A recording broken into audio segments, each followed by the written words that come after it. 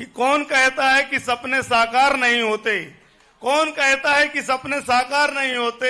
आज मेरे सपने साकार हुए हैं। मेरे घर सुधा सागर जी महाराज के आहार हुए हैं। जिज्ञासा के लिए बाल ब्रह्मचारी वंदना दीदी।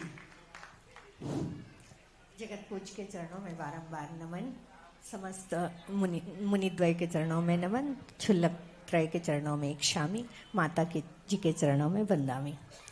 हे मुनिवर, आहार दान जब व्यक्ति देता है तो उसमें जो अनुभूति होती है वो कुछ अलग ही होती है।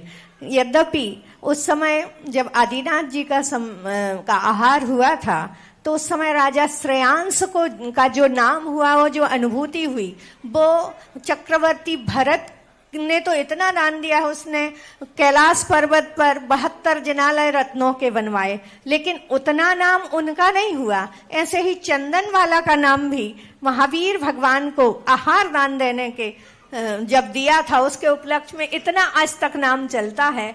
तो अपने यहाँ 4 दानों की चर्चा है, औषधि शास्त्र भय आहार, लेकिन उसमें और भी दान है, करुणा दान वगैरह है, लेकिन आहार दान का ही इतना महत्व क्यों है, आपके श्रीमुख से सुनना चाहते हैं। नमोस्तु में। क्योंकि 3 दान जो हैं बड़े बड़े दान हुए, आज तक किसी दान में पंचाश्चर्य नहीं होते, किसी दान में आकर देवता पंचाश्चर्य नहीं करते।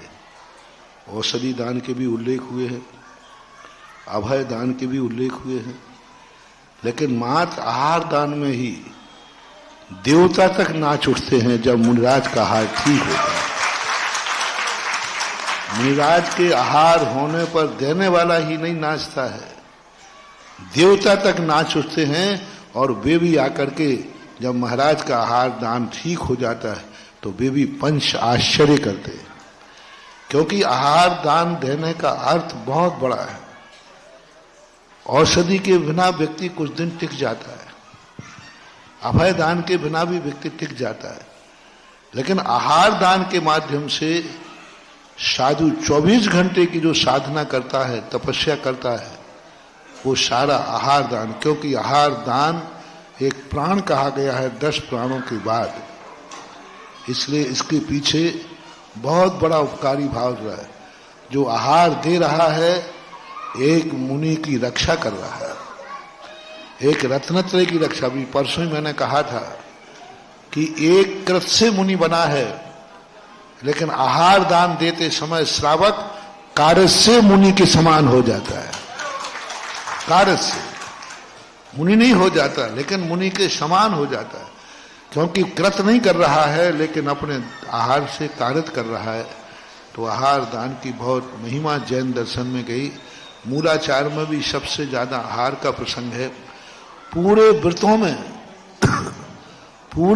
में कोई दान का व्रत नहीं है, लेकिन आहार दान का अतिथि समविभाग नाम का व्रत है। अतिथि समविभाग का, हालांकि कई आचार्यों ने वैया वृत्ति को भी लिया है, लेकिन सर्व आचार्यों ने एक मत होकर के अतिथि समविभाग सभी आचार्यों ने ग्रहण किया। और अतिथि समविभाग का अर्थ आहार ही है। नियम से इसमें बहुत बड़ा रहस्य है, सुपर कल्याणी उसका भाव होता है, इसलिए। नमोस्तु गुरुवार।